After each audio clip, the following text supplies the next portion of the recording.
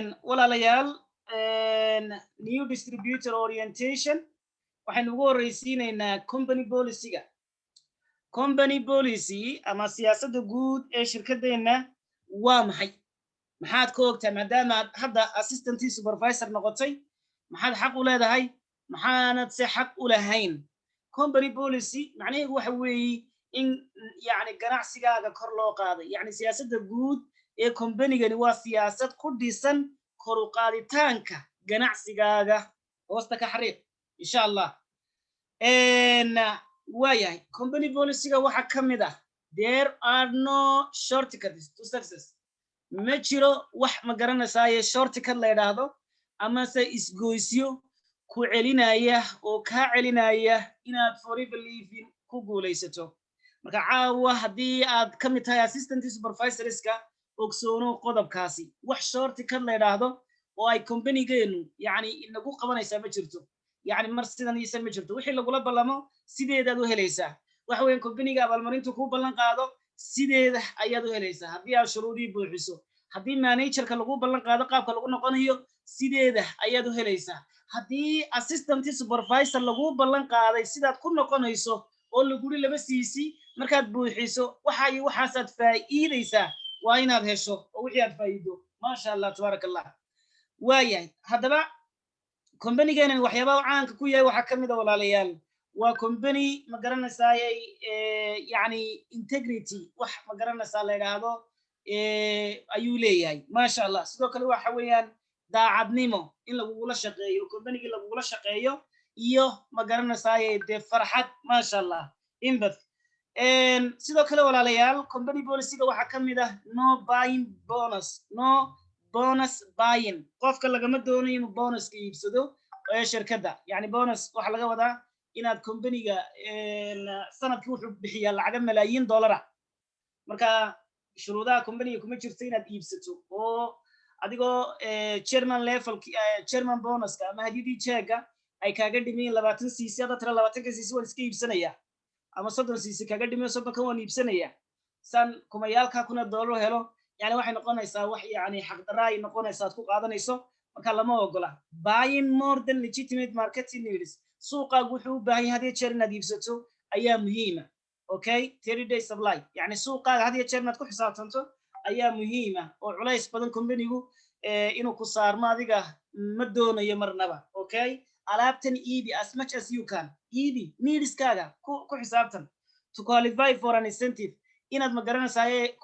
incentive ahaan aad waxa weeyaan ku gaadho incentive waa hadiyadaha shirkadda taana lama ogola in someone else's name qof kale ma garanaysaay magaciisa inaad ku shaqaysato qofkana oo wax ku iibiyana taana companygu ma ogola waaye no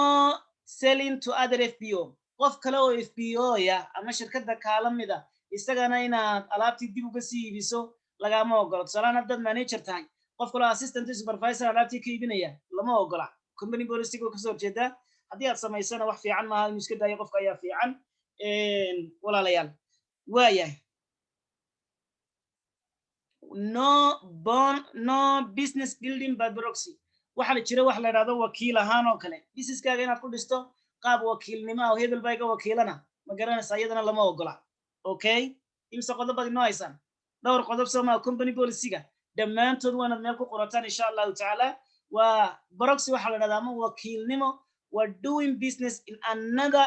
business person's name qof kale magaciisa inaad ma garanaysaa ku samayso oo tiraado salaam walaalkay baa iga wakiilaan waan hawlo kalaas ka soo qabsanaya walaalkay ha shaqeeyo waxyaaba noocaasa companygu ma ogola yani dee ma ogola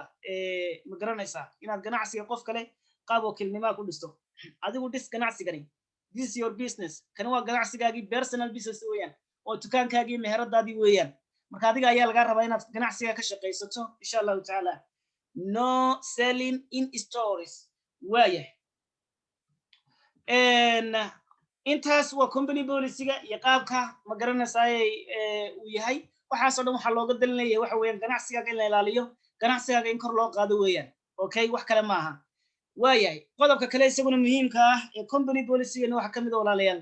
no medical claims wax medical claim ama inaad daawo ahaan alaabtii aad ku sheegto lagama doonayo because waxa weeyaan haddii aad ku sheegto daawo ahaan alaabtii inaanay daawo ahayn dee company policy-gii ayaa waxa weeyaan ay khilaafaysaa bal alaabteen waxa weeye waa alaab supplementiya waa alaab cunno caawiyaala waa alaab caafimaadka u wanaagsan waa alaab caafimaadkeenna kor u qaadaysa oo difaaceenna kor u qaadaysa waa vitamins weeyaan aad iyo aad u wanaagsan maasha allah iyo minerals ama macdano weeye marka macdanaha iyo vitaminskaas caafimaadkeenna kor u qaadaya ee chemicalskii daawooyinkii malaayacniga aan kaga maarmayno haddii aynu nidhaahno waxa kansar baa lagu daaweeyaa daawo waaweyn aanu ku sheegno xanuunaha ayaa lagu daaweeyaa nidhaahno waxay noqonaysaa company policy-ga mid ka soo horjeeda ma garanaysaa oo ma waafaqsana marka waana qodobadaas oo dhan walaalayaal aad ogaataan marka company policy macnaheedu waxa weeyaan adiga ganacsigaagan inaad ma garanaysaa